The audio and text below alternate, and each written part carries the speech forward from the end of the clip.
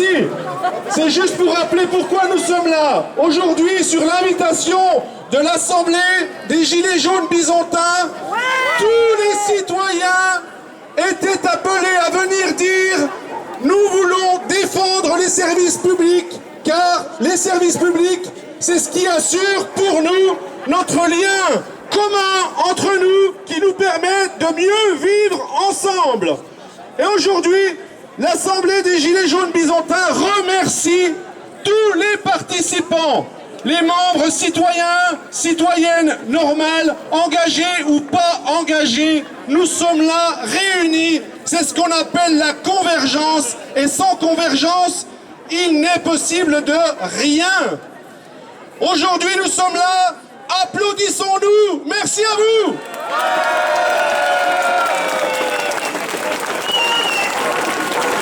Le principe de cet après-midi, nous allons déambuler, comme on aime le dire des Gilets jaunes, déambuler dans les rues de Besançon. Et nous irons de service public en service public, où il y aura des prises de parole de personnes compétentes qui nous expliqueront en quoi ce service public est important pour nous et pourquoi il nous faut le défendre. Et nous en profiterons pour remettre un symbole de notre soutien et de notre amour des services publics, car nous remettrons un bouquet de fleurs devant chaque service public. Nous allons débuter par le discours introductif à cet après-midi. Mesdames, Messieurs, le temps est avec nous. Bon après-midi. Oui. Bon, je vais parler de service public en général, mais avant de parler du service public, je voudrais fêter un autre 5 octobre. Un 5 octobre, il y a 230 ans. Un 5 octobre 1789, où des citoyennes parisiennes, oui, souvent les femmes sont au front des révoltes, ces citoyennes parisiennes sont allées le chercher chez lui. Mais ils n'étaient pas à l'Élysée, c'était à Versailles. Ce n'était pas Macron, c'était Louis XVI. Ce Louis XVI qui disait « c'est légal parce que je le veux ». Ça vous rappelle rien? Et elles avaient peut-être à l'époque ce slogan « oh mon bon Louis XVI, on va te chercher chez toi ». Et si elles ont pu le faire, c'est qu'elles étaient unies, malgré leurs différences. Et aujourd'hui, pour la défense des services publics, soyons unis. Mettons l'accent d'abord sur ce qui nous rassemble avant de voir ce qui nous sépare. Pour débuter, je commencerai par 2 phrases qui résument un peu tout. Le service public, c'est le patrimoine de ceux qui n'en ont pas. Et plus tout est privé, plus on est privé de tout. Et moins de services publics, c'est plus de privé. Et c'est d'ailleurs le but de toute la politique de Macron et de son monde. Plus de services publics, ça va dans le sens de plus de justice sociale, fiscale, climatique, plus de démocratie, au fond tout ce qui fait le mouvement des Gilets jaunes. Justice économique et sociale. Certains des plus importants services publics sont 2 fois plus efficaces que la redistribution pour réduire les inégalités. C'est-à-dire que le service public nous fait gagner plus qu'une augmentation de salaire. Et c'est logique. Imaginons que nous devions payer chacun de notre poche un précepteur privé, un médecin sans être remboursé, un garde du corps personnel. Les services publics, ce sont des biens communs, des patrimoines pour tous. Ce qui les caractérise, c'est qu'ils sont accessibles à un prix abordable, allant jusqu'à la gratuité. Ils favorisent donc l'égalité des conditions d'existence. Ils favorisent la cohésion sociale et territoriale. Justice fiscale. Les services publics fonctionnent avec les impôts au sens large. Et les impôts, pour une part, sont en rapport avec les revenus. Donc les services publics sont les seules offres qui sont identiques, quelle que soit ma richesse. Justice climatique. Seuls les services publics au service de l'intérêt général vont pouvoir planifier sur le long terme les changements profonds que les humains vont être obligés de faire face au réchauffement climatique. Et enfin, plus de démocratie. Les services publics sont dirigés par l'État et l'État, normalement, c'est nous. Même dans un État à démocratie réduite comme aujourd'hui, nous avons toujours plus de droits de regard et d'intervention que sur un service privé. La démocratie est peut-être limitée en tant que citoyen, mais elle n'existe pas dans une entreprise privée. Et depuis des années, les critères comptables, la religion de l'austérité publique, le culte de la privatisation, les intérêts privés cyniques l'emportent sur la raison d'être des services publics. Alors, arrêtons tous de médire sur les fonctionnaires, Arrêtons de les critiquer trop facilement. Cela fait le jeu de ceux qui veulent les supprimer. Défendons-les. Défendons comme aujourd'hui les missions d'intérêt général des services publics, au nom d'une vision solidaire de tous les citoyens. Reconquérons ceux qui ont été privatisés ou qui vont l'être, Poste, EDF, GDF, ONF, Service des eaux, etc.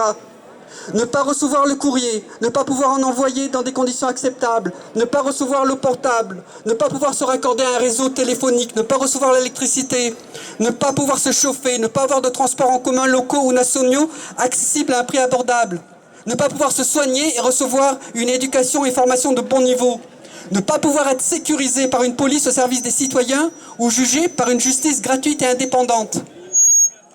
Oui, ne pas avoir tout ça, ou l'avoir qu'en fonction de ses moyens financiers, est significatif d'un pays qui accentue les inégalités entre citoyens en créant des citoyens de seconde zone. Et la privatisation, la mise en concurrence, la dérégulation qu'on nous assène depuis des années comme une évidence ne peut préserver de tels droits pour tous. La mise en concurrence, la privatisation conduit à la dégradation des missions d'intérêt général et à l'instauration d'un service à deux vitesses. Pendant que les usagers aisés se tournent vers des services privés lucratifs et plus coûteux, oui, plus coûteux, un service privé va être plus coûteux. Pensez au coût de la publicité. Pensez au coût de la publicité et à l'argent versé aux actionnaires qui, dans tous les cas, ne sont pas des coûts pour le service public. Alors, pendant que les usagers aisés se tournent vers les services privés, le service public se dégrade, étant à passer du statut de service vraiment universel à celui de service minimal des pauvres.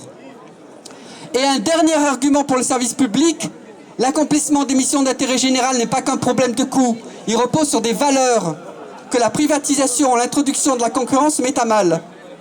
On va prendre l'exemple de la Poste, à l'ancienne. La Poste, service public. À l'époque, il était naturel de se consacrer autant ou plus de temps aux usagers en difficulté qu'aux clients rentables. Attends, tu peux faire une annonce? Quoi? Les pompiers, avec nous! Les pompiers, avec nous! Avec nous! Donc, dans un contexte de privatisation, le service aux citoyens va disparaître ou devenir marginal. C'est d'ailleurs ce qui s'est passé graduellement dans les ex-services publics, provoquant une souffrance au travail, comme la directrice, il y a quelques jours, qui s'est suicidée dans une école maternelle. On leur dit aux services publics, fini d'aider les autres. Ta mission, c'est de faire du cash. Alors, aujourd'hui, en tant que Gilets jaunes, défendons et reconquérons le service public. Faisons-le avec tous ceux qui veulent aller dans le même sens que nous et qui souvent nous ont pas attendus pour se révolter. Et que cette action de convergence soit le début de beaucoup d'autres. Ne regardons pas nos étiquettes politiques, syndicales ou notre brevet de véritables Gilets jaunes. Ouvrons les bras, donnons-nous les mains. Nos adversaires, eux, le font. Ils doivent bien rire de nos divisions. Alors, vive notre patrimoine commun, notre service public, favorisant une grande égalité des citoyens, quel que soit leur compte en banque. Vive les fonctionnaires qui assurent le mieux possible leur mission, malgré leurs conditions de travail qui se sont dégradées depuis des années. Alors, battons-nous ensemble avant de sortir la carte bancaire, avant la carte vitale. Alors, plus de fonctionnaires, moins d'actionnaires. Plus de fonctionnaires, moins d'actionnaires. Plus de fonctionnaires, moins d'actionnaires. Plus de fonctionnaires, moins d'actionnaires. Plus de fonctionnaires, moins d'actionnaires. Plus de fonctionnaires, moins d'actionnaires. Plus de fonctionnaires, moins d'actionnaires. On est d'accord.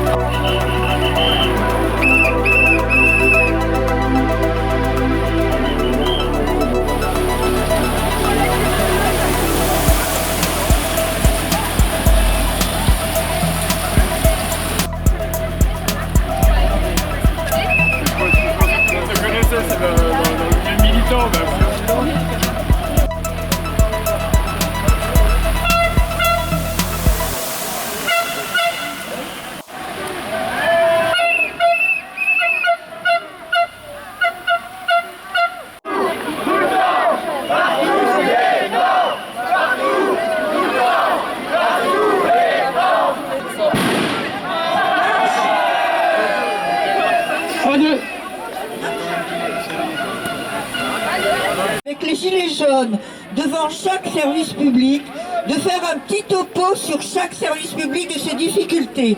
Nous n'avons pas pu nous arrêter à Bellevaux parce que c'était un peu étroit. Donc moi je vais vous parler de l'EHPAD.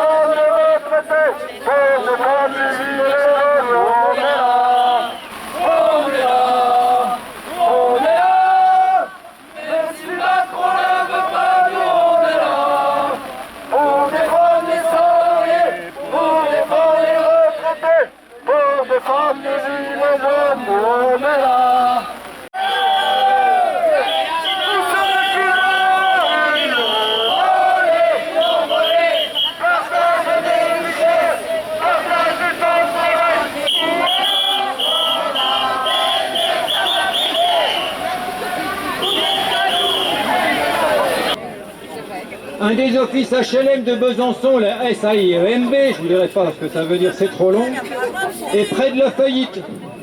L'autre, Grand Besançon Habitat, est voué par la mairie à être privatisé. Les salariés de ces offices luttent contre cette privatisation et n'acceptent pas que l'on sacrifie les locataires sur l'aune du profit. Sur Planoise, il est prévu 1200 logements à démolir. Et qu'est-ce qu'a décidé la municipalité et la communauté? D'en reconstruire que 400 HLM. 1200 détruits, on ne reconstruit que 400. Et les 800, eh ben c'est du moins. Alors qu'est-ce que vont faire les loyers? C'est pas difficile à comprendre, ils vont s'envoler. Et les 1200 logements démolis, qu'est-ce qu'on va faire des locataires? C'est des logements HLM, c'est les plus pauvres. On veut faire de Planoise un beau quartier, un quartier mieux. Mais eux n'auront pas le droit d'y être. Eux, ils seront relogés ailleurs. On écrème les plus pauvres en démolissant les HLM et on voudrait faire de Planoise un quartier où il fait bon vivre. Et pourtant, c'est déjà un quartier où pour beaucoup il fait bon vivre. Et s'il y a des problèmes sociaux là-bas, c'est pas la faute des habitants, c'est peut-être la faute de la précarité et du chômage.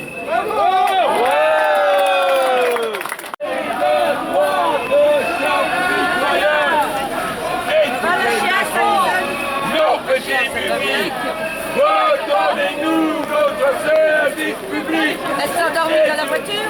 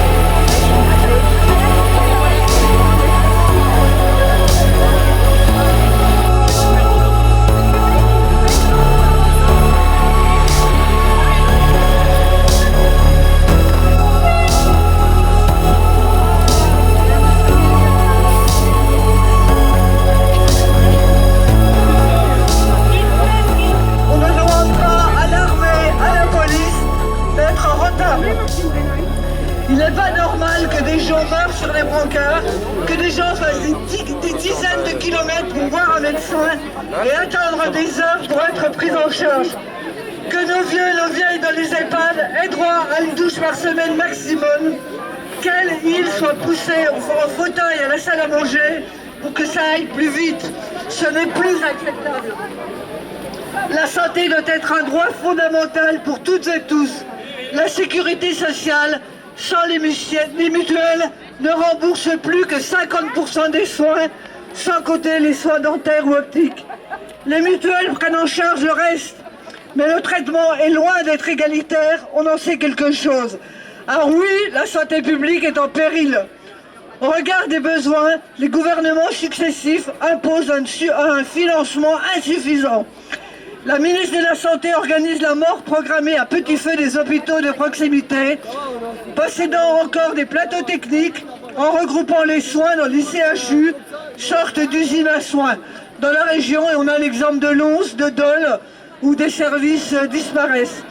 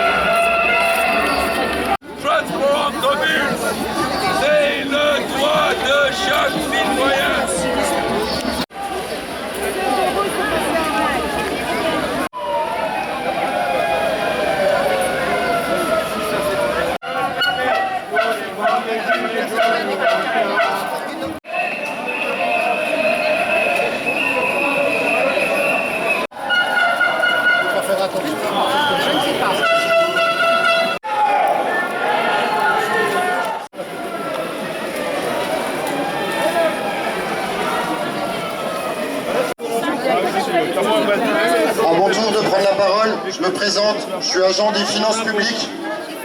Les finances publiques, c'est les impôts et le trésor. Oui, ici, juste là.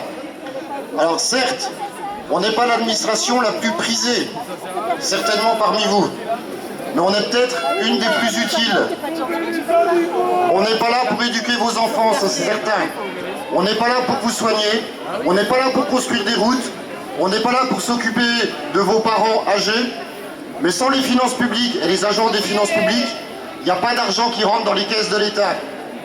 Et le consentement à l'impôt, malheureusement, il est de plus en plus dévoyé. Actuellement, l'estimation de la fraude fiscale, et je ne parle pas du travail déguisé, je ne parle pas des petits emplois qui ne sont pas déclarés, je vous parle des gros groupes, les multinationales, ceux du CAC 40, qui arrivent à faire de l'optimisation fiscale, comme on dit. Cette fraude fiscale et cette fraude sociale, c'est entre 80 et 110 milliards par an. Et après, l'État vient nous parler, vient nous dire qu'il faut serrer la ceinture et qu'il faut faire des économies pour la Sécu. Commençons déjà par faire rentrer l'argent, allons chercher l'argent là où il est, et ensuite on parlera de déficit. Oui, bonjour à tous. Je suis maire d'une petite commune du Doubs et président d'un syndicat intercommunal, encore pour quelques mois d'ailleurs. Attends, je peux y aller? Ouais. Moi, si j'interviens aujourd'hui, c'est parce que, 1, je soutiens le mouvement des Gilets jaunes. 2, parce que ça fait des années que je me bats contre la casse du service public. On a eu raison de dire au début de la manifestation, le service public, c'est le patrimoine de ceux qui n'en ont pas, sauf que le patrimoine, il est en train de fondre comme neige au soleil. Et je crois, vraiment, sincèrement, qu'on s'est endormi trop longtemps, pensant que le service public était immuable, à jamais installé. Or, ça fait déjà quelques années qu'on saucissonne tout ce qui est le service public pour tout passer au privé. Et si on passe au privé, vous voyez bien pour qui c'est. Qui font l'entretien des salles de classe, qui font les chiottes, qui font la plonge pour les gamins. Et le service public, il est attaqué. Maintenant, avec la nouvelle loi, la transformation de la fonction publique, ils vont pouvoir externaliser dans des entreprises privées des gens qui sont titulaires.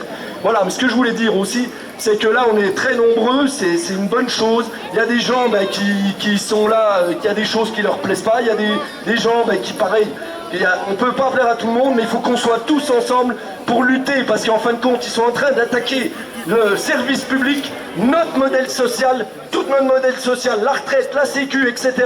Et tout ça, il faut qu'on le défende. C'est l'alerte générale, il faut qu'on soit tous ensemble, parce que sans ça, on va crever. Donc il faut être tous ensemble, il faut être tous unis.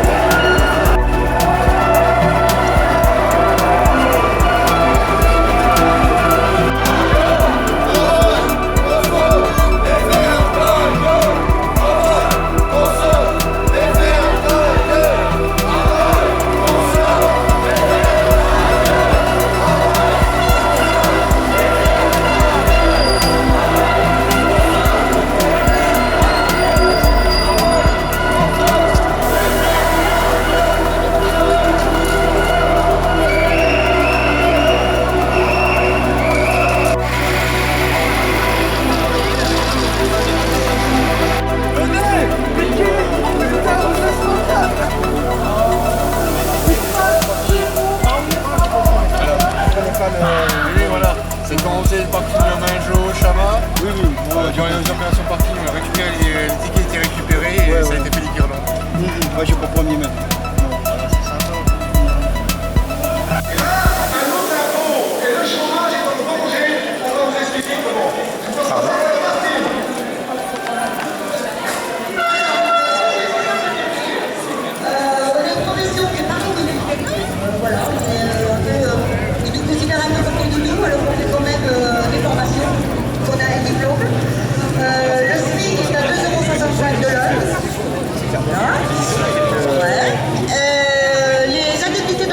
Ce qui doit nous aider à payer les poubelles, payer l'eau, l'électricité utilisée pour les enfants, sont à 3 € à partir de 9 heures de garde.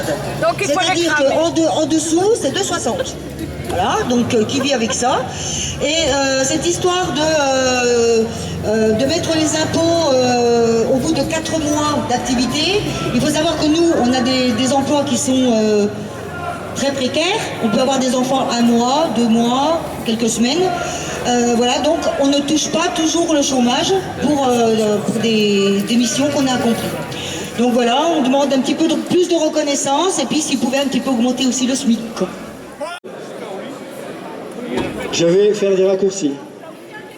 Dans une période de crise sociale sans précédent, ça s'appelle Manifeste du 5 octobre 2019, dans une période de crise sociale sans précédent qui dure depuis 1 an avec le mouvement des Gilets jaunes, 2 semaines après la grève nationale intersyndicale du 24 septembre contre la réforme des retraites du gouvernement d'Édouard Philippe, à un moment où Franck Riester, ministre de la Culture, veut passer en force sa politique de déconcentration des missions du ministère de la Culture en région.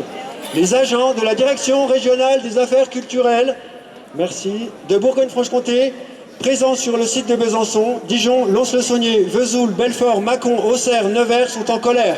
Ils en ont ras-le-bol et disent catégoriquement non à la politique ultralibérale d'Emmanuel Macron qui fait des cadeaux aux plus riches, délaisse les plus démunis et détruit la fonction publique censée être au service du public, des usagers, de tous les citoyens et de toutes les citoyennes.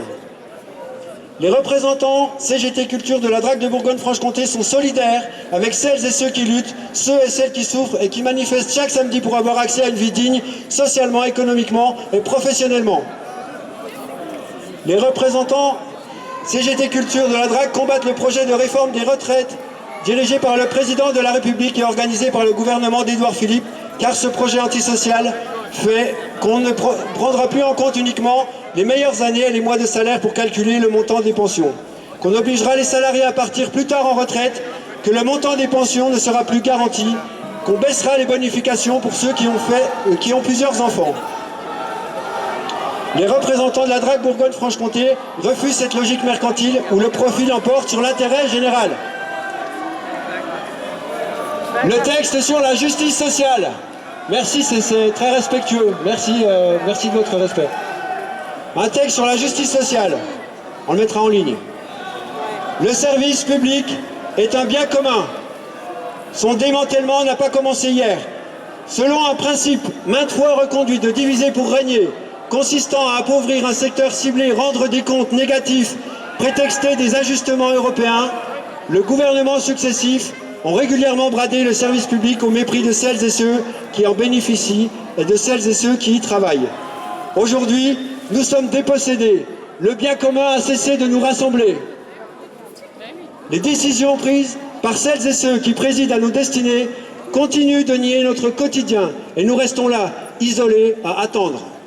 Nous perdons notre capacité à résister aux sirènes des capitaux privés qui récupèrent notre bien collectif, précarisent nos vies pour faire prospérer des actionnaires. Nos lois ne nous protègent plus. Nous savons tous que le droit s'arrête à la porte de l'entreprise. Devons-nous également abandonner l'idée d'un droit pour toutes et tous, sans discrimination ?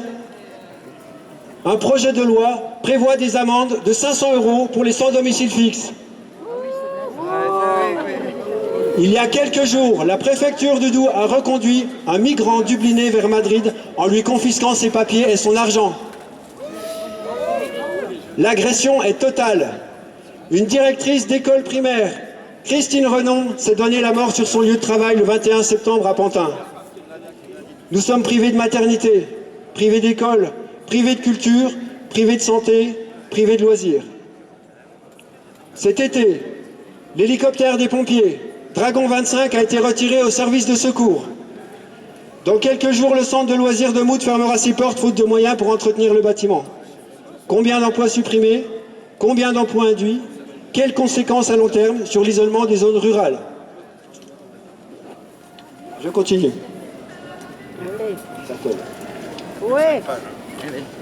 General Electric, Parizeau, Thomas Cook, Alstom ne sont pas des entreprises de service public. Mais qui va accueillir les centaines de familles délaissées à la veille de l'application d'une nouvelle convention d'assurance chômage que même la CFDT a qualifiée de tuerie? Qui accueillera les sacrifiés du capitalisme si ce ne sont les services publics en lien avec le social, l'emploi, la famille, la santé? Nous ne voulons pas de la loi travail et son monde. La dette n'existe pas. Quelle dette? Depuis quand un service public doit être rentable?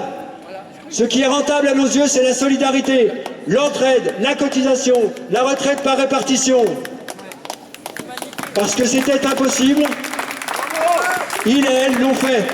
Cette citation de Mark Twain a été reprise par des anciens à qui nous pouvons rendre hommage. Rendons hommage aux membres du Conseil national de la résistance, dont l'action ne fut pas vaine. Elles et ils nous ont construit un socle pour sortir de l'après-guerre. À nous maintenant de maîtriser nos destinées. Nous ne demandons rien au gouvernement, nous voulons tout reprendre. Nous voulons accueillir l'étranger, nous refusons la misère sociale, nous voulons le partage, nous refusons les petits et les grands projets inutiles, nous voulons décider, nous refusons la guerre, nous voulons des jardins, nous voulons des RIC, nous voulons des cabanes, nous voulons des ZAD, nous voulons des sourires, des cités enchantées, des campagnes radieuses et des villes fleuries. Merci.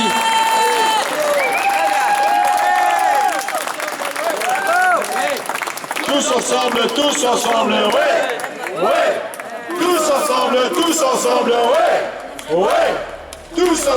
Tous ensemble, ouais, ouais. Le Conseil national de la résistance au sortir de la guerre.